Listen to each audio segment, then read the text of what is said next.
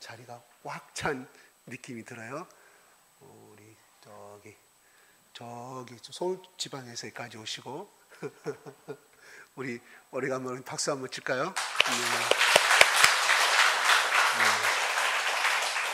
저쪽에 또 우리 저 인천 송도에서 왔습니다. 국제도시에서 왔습니다. 박수 한번 치고.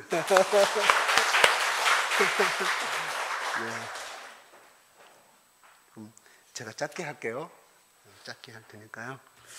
제가 시간을 딱 20분만 저한테 할애해 주십시오. 20분 넘으면 제가 중간에 끝내겠습니다.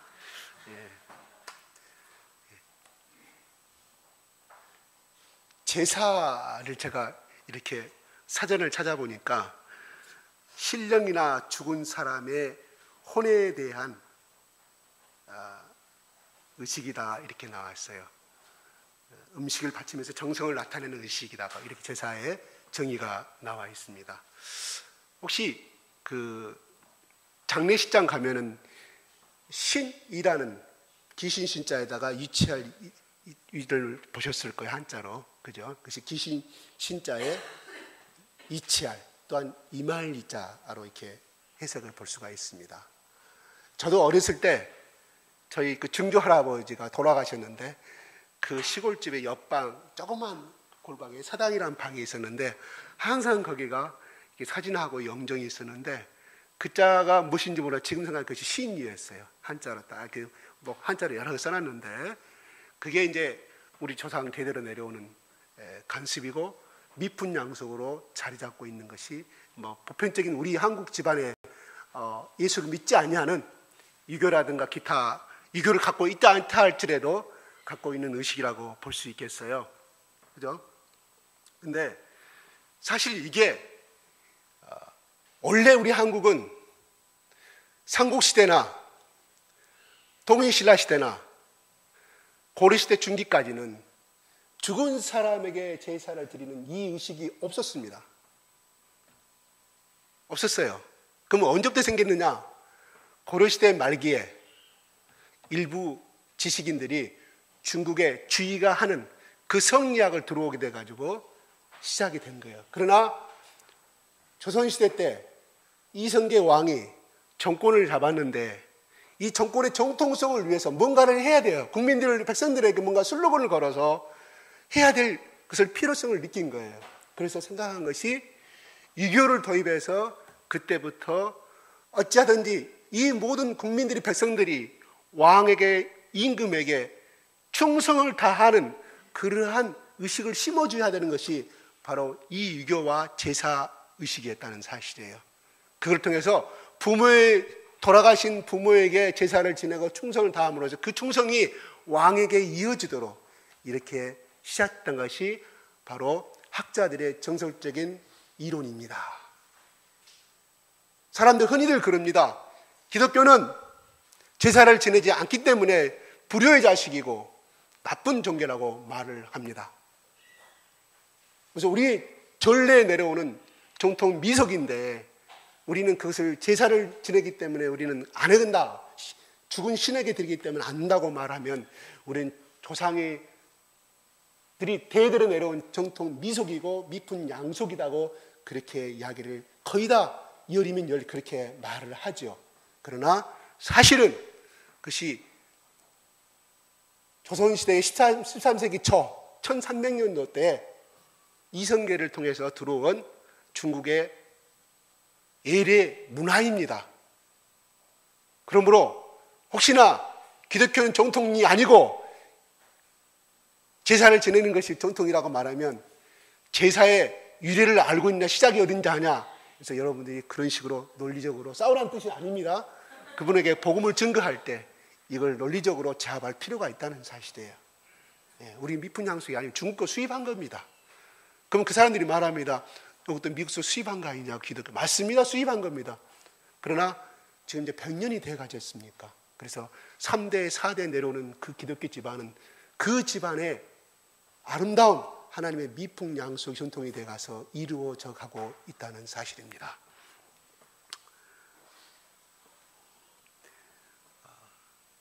명절이 되면은 뭐 음력설도 마찬가지고 추석설도 마찬가지지만 온 가족이 모이는 그러한 것이죠. 그래서 이 고향을 찾게 되고 또 오래간만에 친구도 만나고 부모님도 만나고 형제를 만나게 되는 그런 아름다운 풍습은 정말 풍습은 맞습니다. 그런데 이런 명절과 직접 연관을 갖게 된 것이 제사적인 문제지요. 우리 기독교인들에게는. 그래서 우리나라에 우리 한국도 죽은 사람의 제사가 있고요. 그 다음에 일본, 그 다음에 중국 사람들이 많이 사는 싱가포르, 그 다음에 중국, 이렇게 아시아권에서 35개 정도 나라가 있는데 한 4개 정도 나라가 이렇게 제사를 지내고 있다고 합니다. 그래서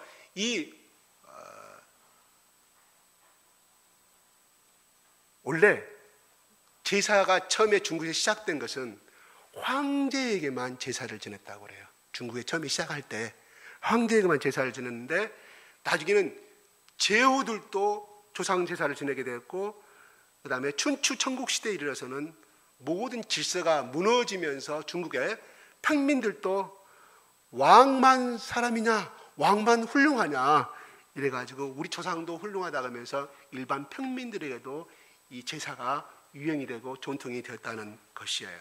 그것이 결국은 우리나라로 넘어오게 된 것입니다. 출애굽기 20장 12절에 이렇게 말합니다. 너의 부모를 공경하라. 그리하면 너의 하나님 여호와가 너에게 준 땅에서 너의 생명이 길리라고 효도의 근본적인 말씀을 정리하고 있습니다.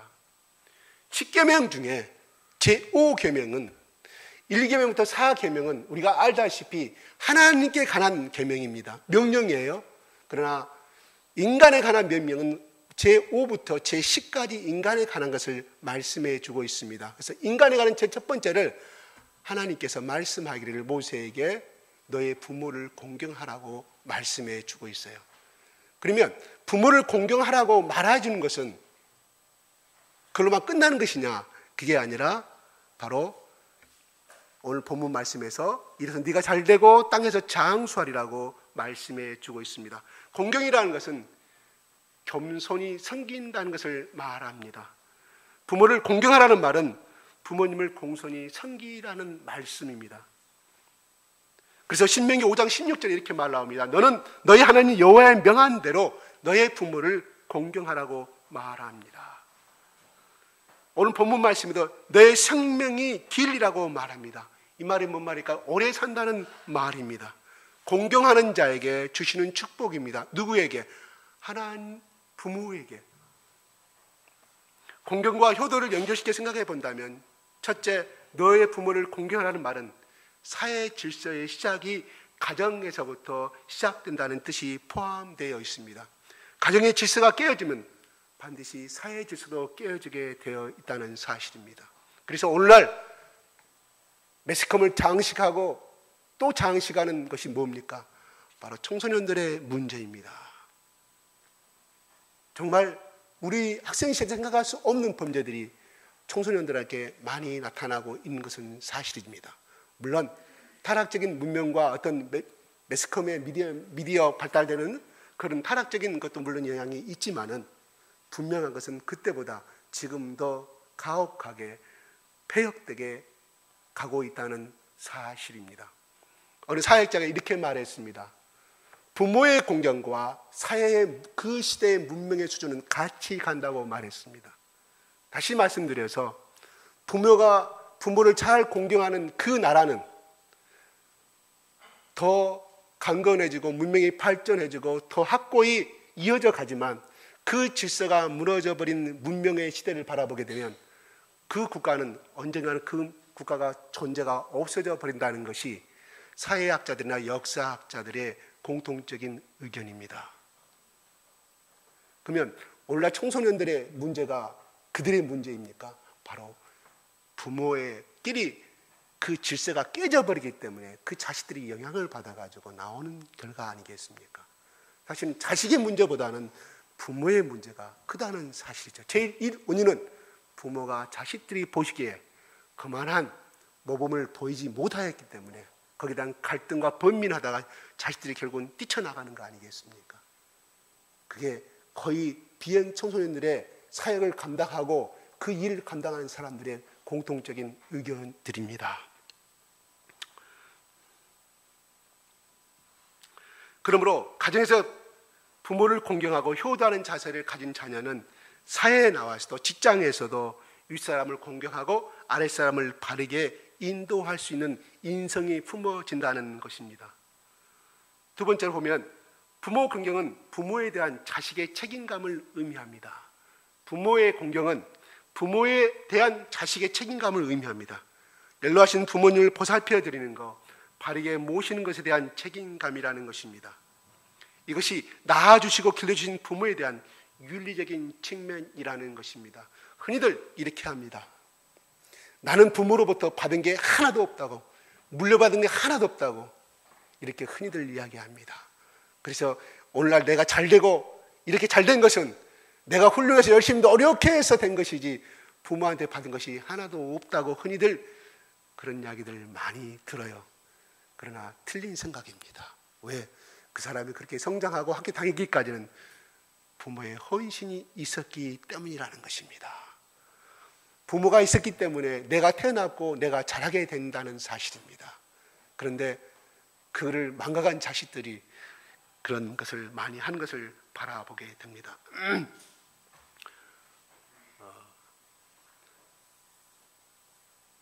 감사가 많은 사람일수록 행복한 사람이라고 그래요. 그러니까 다시 말해 잘 돼서 감사라는 것이 아니라 매사에 자그마한 것도 감사한 사람은 행복하게 살더라는 것이죠. 행복의 지수가 높다라는 사실입니다. 또 이렇게 말했어요. 어느 학자가 감사는 곧 하나님께, 그리스도에서 감사는 말이에요. 그리스도인들이 감사는 곧 하나님께 드리는 기도라고 이렇게 말했습니다. 참 의미가 깊죠. 그분이 어떻게 그런 좋은 말을 했는가 모르겠어요. 감사가 많은 사람은, 감사의 고백을 많이 하는 사람은 곧 하나님께 기도를 많이 드리는 사람이다. 이렇게 이야기를 합니다. 그래서 시편의 50편 23절에는 이렇게 말합니다. 감사로 제사를 드리는 자는 하나님을 영화롭게 하는 자라고 말하고 있습니다. 그래서 그 사람을 하나님께 친히, 내가 그 사람에게는, 그 자에게 친히 나의 여호와 하나님을 구원을 보이리라고 말씀합니다. 무슨 말일까요? 그렇게 살아가는 사람은 매사의 모든 것을 나 하나님 여호와가 개입하여서 그 문제를 해결해 주고 형통케 이끌어 주실 것이라는 하나님의 일방적인 약속입니다.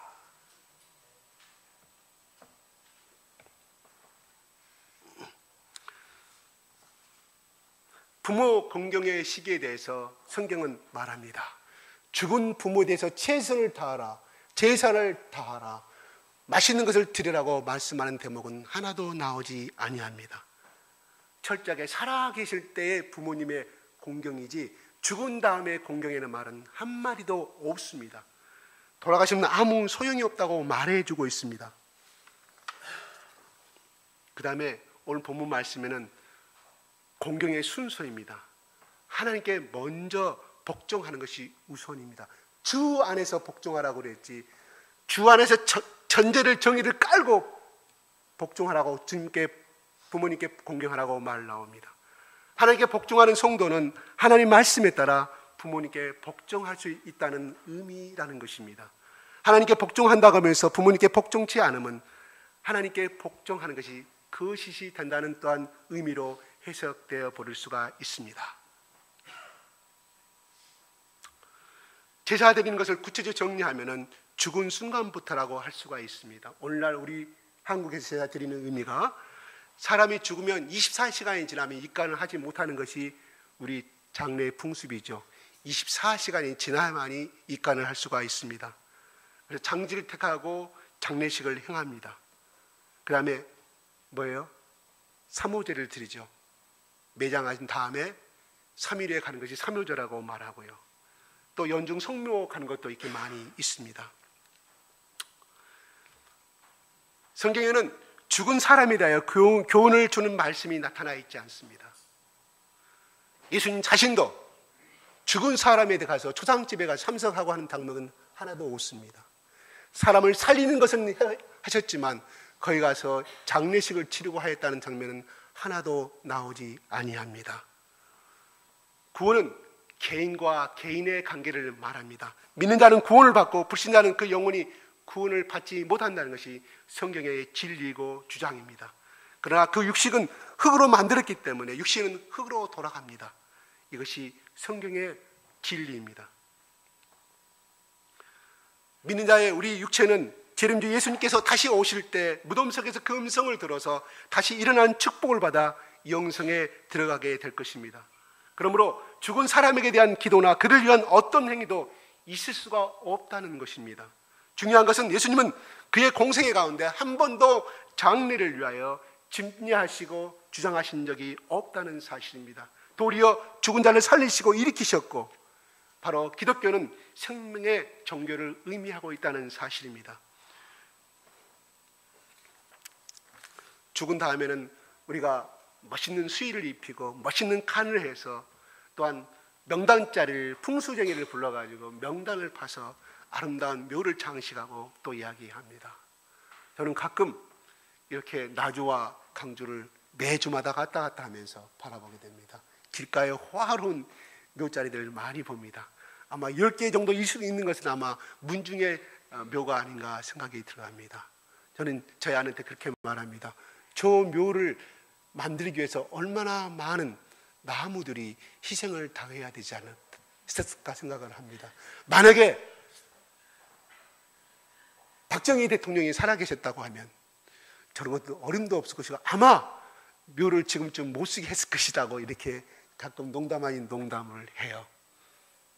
그분이 살아계실 때 사실은 우리나라의 산림녹화가 됐다는 사실이지 않습니까? 그분 살아계실 때 나무 한 자리만 베도 어때요? 벌금을 맞고 가지치기를 해도 그 당시에 읍장이나 면장한테 가가지고 허가를 맡아야만이 그렇게 했었던 거 아니겠습니까? 지금은 자유롭기 때문에 아무나 묘소를 크게 했습니다. 그래서 자기의 후손이 그만큼 잣삼을 이렇게 자랑하고 하는 것들을 참으로 많이 보게 돼요. 중국은 사람을 매장하는 풍습이 없습니다. 다 화장입니다. 무조건 화장입니다. 제가 있을 때 화장하는데 비용이 2,000유엔, 한국 돈으로 40만 원이 들더라고요. 그래서 어떻게 하는가 봤더니 바로 그 뒤에 올라가서 그냥 다 뿌려버려요. 이렇게 재를 뿌리더라고요. 그게 언제부터 됐냐? 원래는 그들의 중국인의 풍습은 그것은 아니었어요. 매장 문화였는데 모 대통령이 정권 잡은 다음에 그렇게 만들었다고 합니다.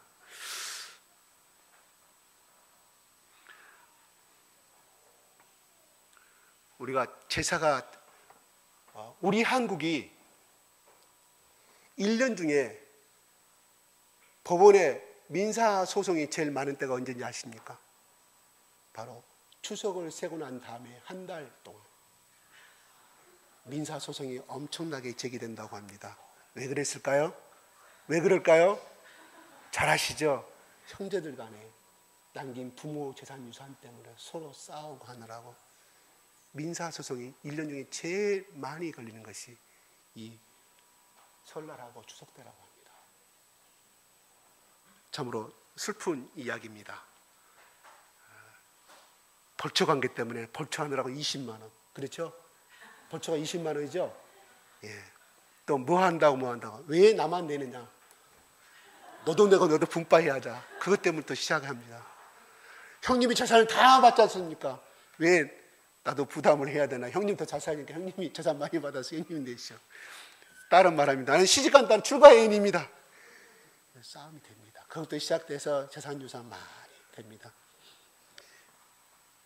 재산 많이 가지신 부모님들 나는 걱정되겠습니다. 그러나 흔히들 말하죠. 눈 감을 때까지는 자식들한테 재산 물려주지 말라고 얘기합니다. 그래서 만든 것이 뭐예요? 불효자 재산 하한수법을 만들었잖아요. 지금 통과됐나요, 그 법이? 부모가 재산을 많이 남겨줬는데 그 아들이 부모에게 효도를 안 해요. 냉대하게 되면 다시금 부모가 법원에 정식 청구를 해서 자식한테 재산을 할 수가 있었다는 거예요. 그 법이 만들기 전까지는 그 법이 성립되지 않습니다. 그런데 그거를 만들었다는 사실이죠. 그만큼 사회가 불효자가 많기 때문에 그러므로 우리 여기 지사님들 눈 감을 때까지 재산유산 물리시지 마십시오. 농담이었습니다.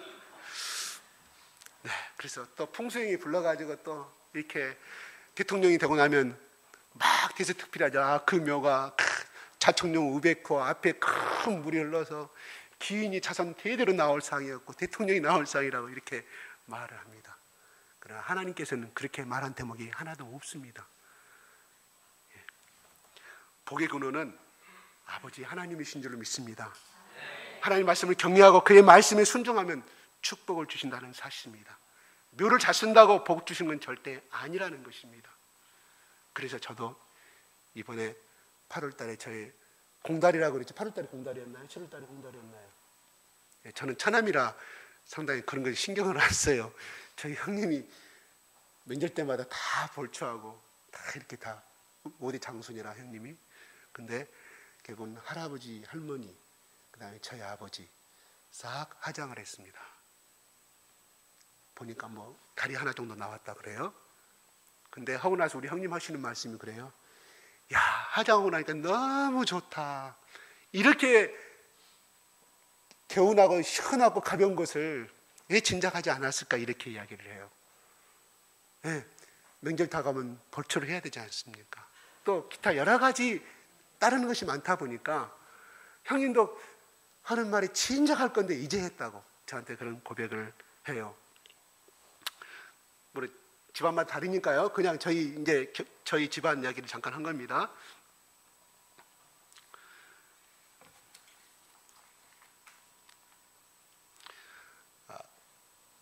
미국에는 추수감사절이 11월 넷째 주가 있고요. 한국은 추석이 추수감사절 비슷한 것이죠. 그다음에 이스라엘은 초막절이 우리나라의 추석하고 같은 비슷한 계절입니다. 명절입니다. 이스라엘은 8일 동안 명절을 지내죠. 그래서 전 가족이 거기도 마찬가지예요. 민족의 이동이 시작이 됩니다. 다 자기 집으로 몰려와서 8일 동안에 하나님이 광야에서 자기들 40년 동안 어떻게 먹였으며 어떻게 살리셨는가를 감사하고 지내는 것이 초막절입니다. 그리고 그 초막절은 이미 다 볕다이나 보리 이런 밀을 다 수확한 계절이기 때문에 또한 그것을 감사하며 두 가지의 뜻을 초막절을 지내고 있습니다. 추수감사절도 마찬가지죠. 미국에. 우리 한국도 마찬가지입니다. 세 가지 다 민족의 대이동이 있다는 사실입니다.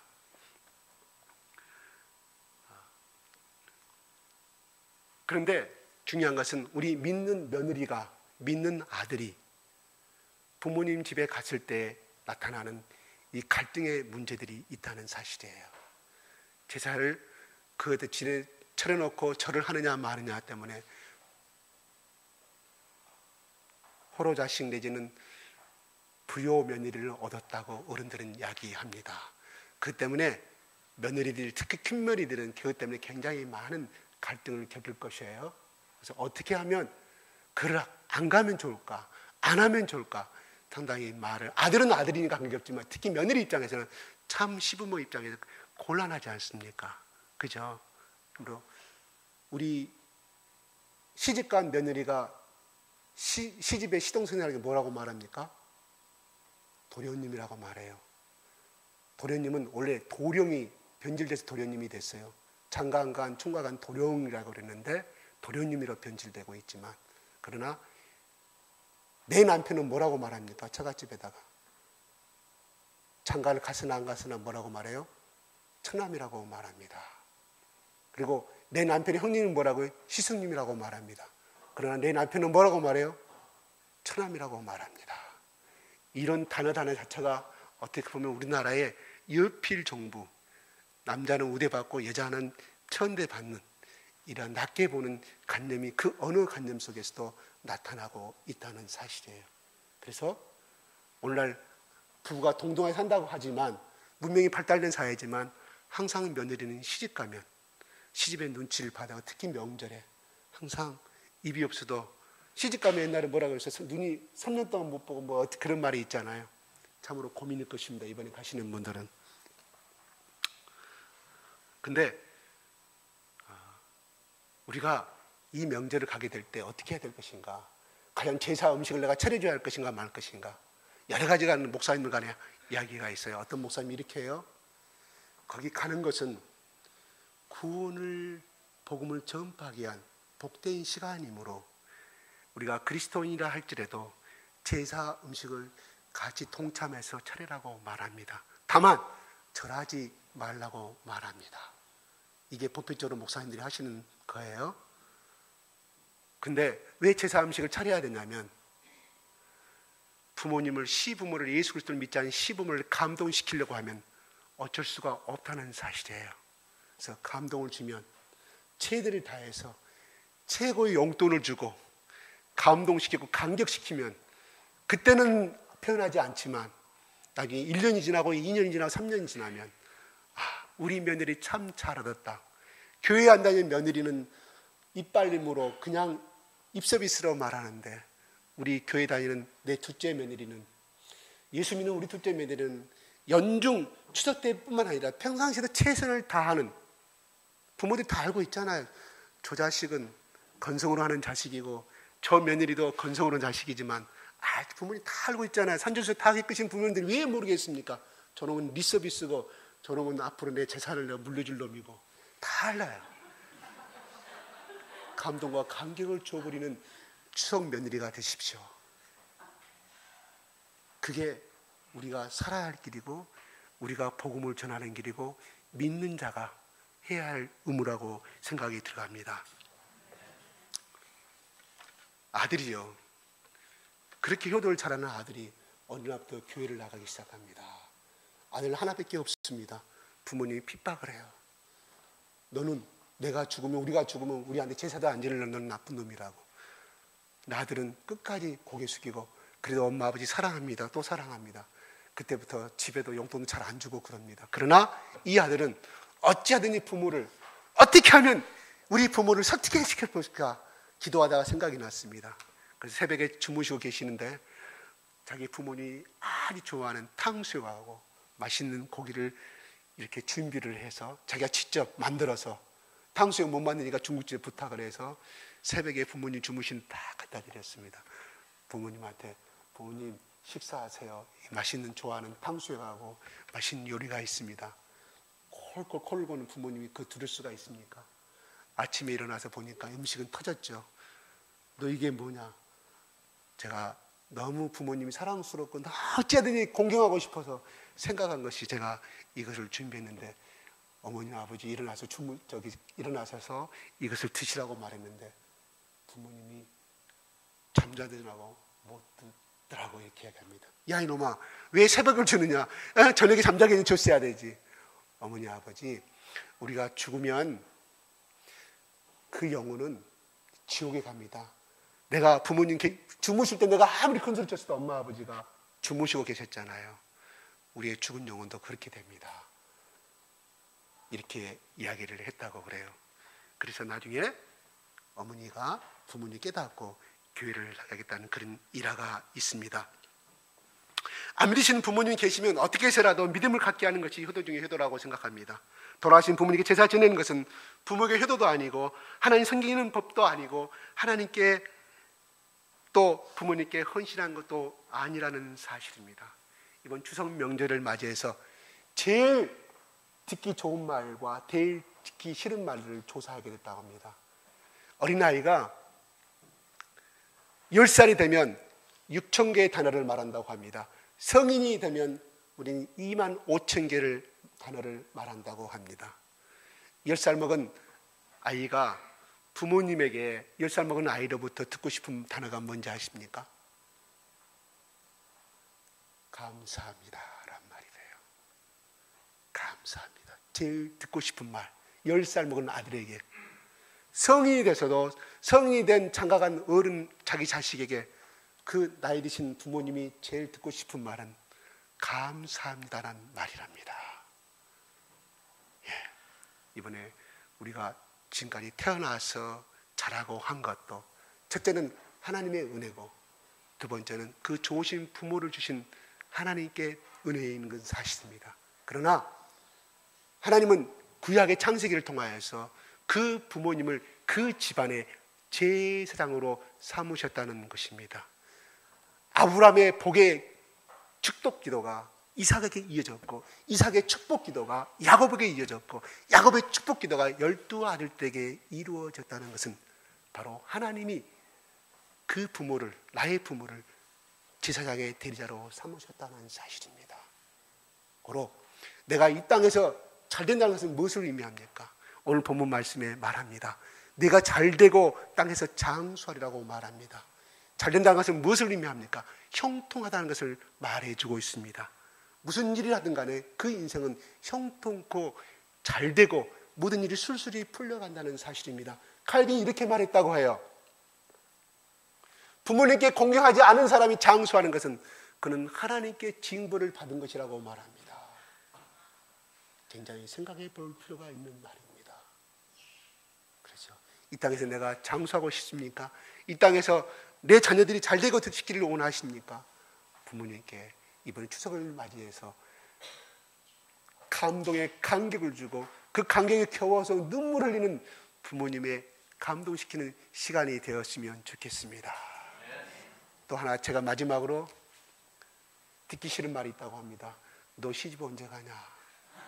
너 취직 언제 하느냐? 너 왜 살을 빼지 않느냐? 이런 말을 자식들에는 하지 마십시오. 잘 듣기 싫은 소리를 합니다. 듣고 싶은 말, 너 직장생활에서 얼마나 힘드냐? 이런 말들이 부모님이 자식들한테 해줘야 할 덕담인 줄로 압니다. 기도하겠습니다.